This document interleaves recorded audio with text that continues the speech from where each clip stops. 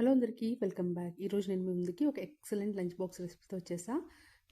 Rice కనుక ready ఉంటే, cooked rice కనుక రెడీ ఉంటే జస్ట్ 5 మినిట్స్లో అయిపోతుంది అనమాట. ఇదేంటంటే చింతపండు పులిహారకి తక్కువ, లెమన్ రైస్కి ఎక్కువ. టేస్ట్లో కానివ్వండి, చేసే టైంలో కానివ్వండి, దేంట్లో అయినా చాలా చాలా బాగుంటుంది. టొమాటో రైస్ లాగా ఉంటుంది, కానీ టొమాటో రైస్ కాదు. పులిహార లేదా లెమన్ రైస్ లాగా ఉంటుంది, కానీ అది కూడా కాదు. చిన్న చిన్న మార్పులతో ఈ రెసిపీని చేస్తాను. చాలా బాగుంటుంది, ఈజీగా ఉంటుంది. బాక్స్ కూడా ఈజీగా పిల్లలకి పెట్టేయచ్చు అనమాట. సో చేయడం కూడా చాలా ఈజీ. సో దీన్ని ఎలా చేయడం చూద్దామా. ముందుగా కడాయి పెట్టుకుని దీంట్లో ఒక 3 స్పూన్స్ ఆఫ్ ఆయిల్ అయితే యాడ్ చేసుకున్నాను నేను. దీంట్లో ఇప్పుడు ఒక 1/2 స్పూన్ వరకు ఆవాలు, ఒక 1/2 స్పూన్ జీలకర్ర, అలాగే ఒక గుప్పెడు వేరుశనగ గుళ్ళు కొంచెం ఎక్కువ వేసుకుంటే బాగుంటుంది అనమాట టేస్ట్. అలాగే ఒక 1.5 స్పూన్ శనగపప్పు, 1 స్పూన్ మినప్పప్పు.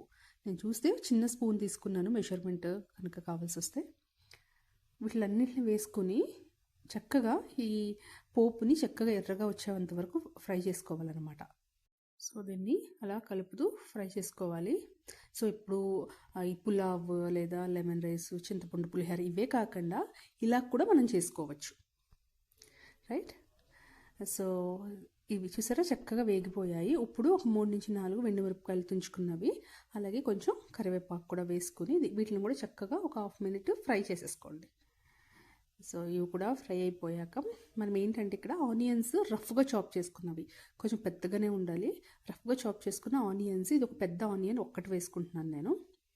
చూసారా రఫ్గా చాప్ చేశాను. అలాగే ఒక 4 పచ్చిమిర్చి కూడా, ఒక 4 పచ్చిమిర్చి అయితే యాడ్ చేసుకుంటున్నాను.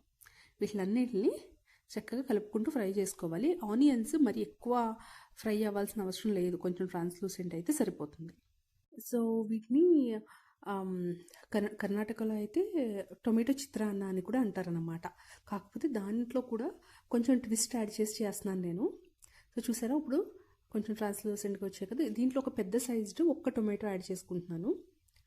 సో టొమాటో చిత్రాన్నకైతే ఎక్కువ టొమాటోస్ ఇంకొంచెం ఎక్కువ వేసుకుంటారనమాట. సో ఈ టొమాటోస్ కూడా కొంచెం మెత్తబడితే సరిపోతుంది, మరి ఓవర్గా కుక్ అవ్వాల్సిన అవసరం లేదు.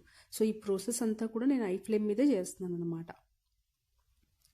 సో అలా చక్కగా కలిపేసుకుని ఇప్పుడు దీంట్లో మనకి సరిపడా ఉప్పు, అలాగే సరిపడా కొంచెం ఒక చిటికెడు పసుపు.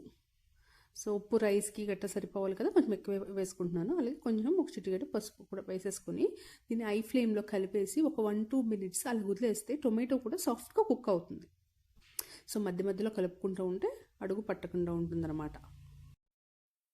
సో వీటిని ఇలా చక్కగా కలిపేసుకుని ఒక 1-2 మినిట్స్ వదిలేస్తే అలాగా ఐ ఫ్లేమ్లో పెట్టుకుని టొమాటో కూడా సాఫ్ట్గా కుక్ అయిపోతుంది.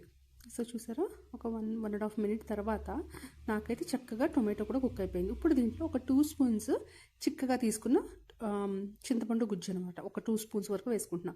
పులుపు ఎక్కువ తినేవాళ్ళు అయితే ఇంకొంచెం వేసుకున్నా బాగుంటుంది. మేము కొంచెం పులుపు తక్కువ వేసుకుని కలుపుకుని కొంచెం ఆయిల్ పైకి వచ్చేంత వరకు ఒక 1 మినిట్ పాటు ఫ్రై అయినిస్తే సరిపోతుంది. చూసారా చాలా చాలా బాగుంటుంది, టేస్ట్ అయితే యూనిక్గా. సో చూసారా ఆయిల్ పైకి వచ్చింది కదా. ఇప్పుడు మనం కుక్ చేసి పెట్టుకున్న రైస్ని అయితే యాడ్ చేసేసుకుని దీన్ని చక్కగా ఈ స్టేజ్లో కొంచెం కొత్తిమీర కనుక ఉంటే కొత్తిమీర యాడ్ చేసుకుని కలిపేసుకోండి. నా దగ్గర కొత్తిమీర అయిపోయింది.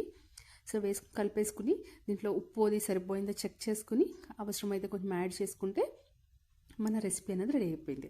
చూసారా మార్నింగ్ మనకి యూజువల్గా టైం ఉండదు, సో క్విక్గా ఏదో ఒకటి చేసి పెట్టాల్సి ఉంటుంది. ఇలా చేసేసి పిల్లలకి సైడ్కి కొంచెం వెజిటబుల్ సలాడ్ ఏదైనా పెట్టేస్తే చక్కగా తినేస్తారనమాట.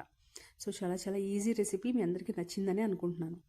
నచ్చితే వీడియోని లైక్ చేయడం, ఛానల్ని సబ్స్క్రైబ్ చేసుకోవడం మర్చిపోకండి. ఇలాంటి సింపుల్ రెసిపీస్ కోసం నా ఛానల్ని తప్పకుండా సబ్స్క్రైబ్ చేసుకోండి. సో ఇలాంటి ఎన్నో రెసిపీస్ నా దగ్గర చాలా ఉన్నాయి.